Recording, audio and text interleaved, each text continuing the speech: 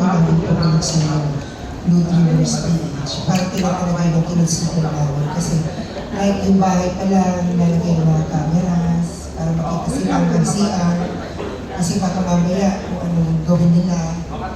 So, parang din naka-budget din talaga siya hanggang sa top 5, hanggang sa mga projects nila. So, ginagawa namin yung best effort namin to support them dahil gusto nila.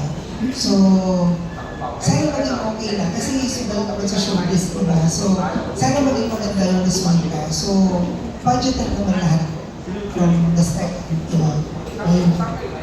Parang first appearance po ba nila ito? Like, kunwari may mga naka-line up na ng mga guestings or First appearance shows? nila. Okay. And then, sa mga Blue Dreamers, nabanggit ka ni Ma'am MJ, meron daw mga camera. So parang sa inyo ba okay lang yung ganong setup? Like parang nasa PBB kayo or parang kinukonsider nyo wala kayong privacy kasi hanggang bahay merong monitoring or...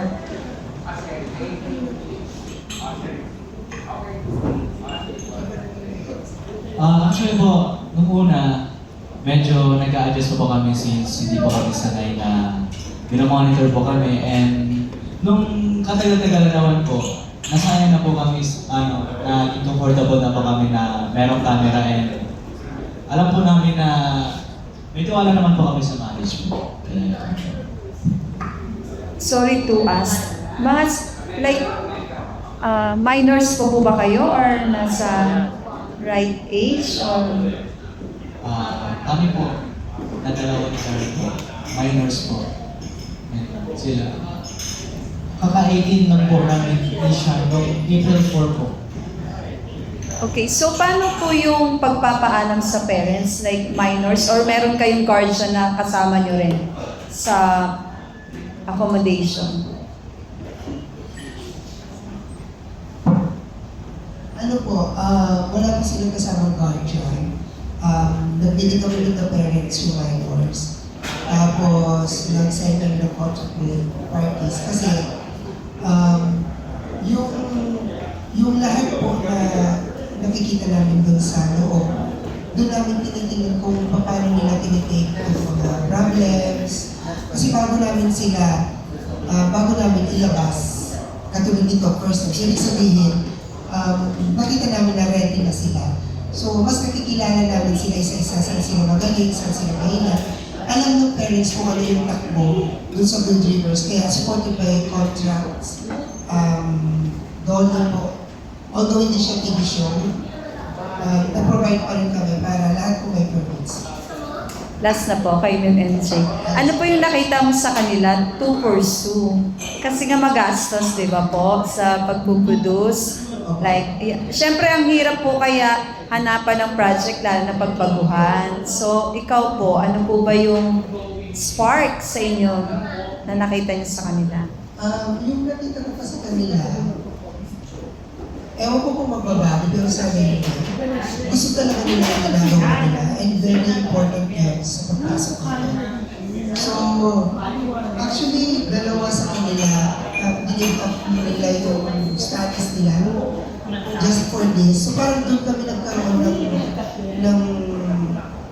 ng point na isipin sila. So, pwede sudalan. Kasi part naman ng ano namin, ang purpose namin dito is magkaroon kami ng sarili talaga namin na artist na na-train galing sa amin. Hindi nito galing sa other management, pinapatuloy na lang namin. Parang we want na may mold kami from the scratch na galing talaga sa amin.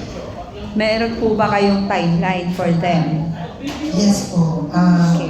Meron kaming contract with them. May timeline yun. Ang usapan namin, actually po, hindi naman talaga sila binubuo as boy group. Kailangan lang nila pagdaanan yan.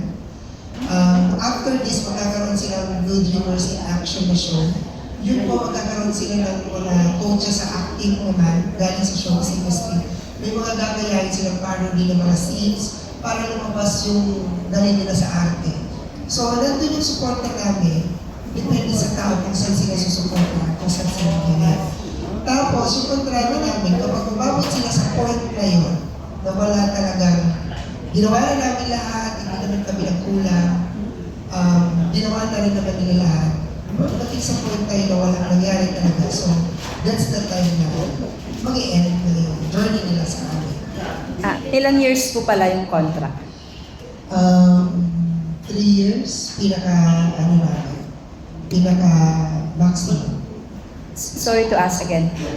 Meron po kayong line-up or projects for 3 years for them? Actually, yung contract po nila sa amin, guaranteed. So, talaga naka-line up na yung mga gagawin nila. Kasi guaranteed talaga siya, hindi siya yung contract lang as an artist. So, kaya kumbaga, sa management talaga, sa producers talaga yung tinatawag na sabay. Kasi for them naman, may manage sila o wala, may guaranteed na makukuha sila at yan ito po. So, sinukalan lang talaga namin kasi naniniwala kami na gusto nila to at may mararating talaga sila. Naniniwala ko at ipinaglalaban ko na hindi masasaya. Siyempre with the help of the press, kasama ko yun. Thank you, Ms. NJ. So, isa na lang, kahit isa lang sumagot. Expectations nyo, since na-launch na kayo. Kung sino lang willing Kung sino sumagot. lang, kahit isa lang. Oo, ano yung na-expect nyo? Bilang naging sa babae, ano ba expectation natin? Siguro sa management and kung ano mangyayari sa inyo sa career dito. More projects po, expect po namin yan. And sana magustuhan din po ng mga tao na yung craft namin. Thank you!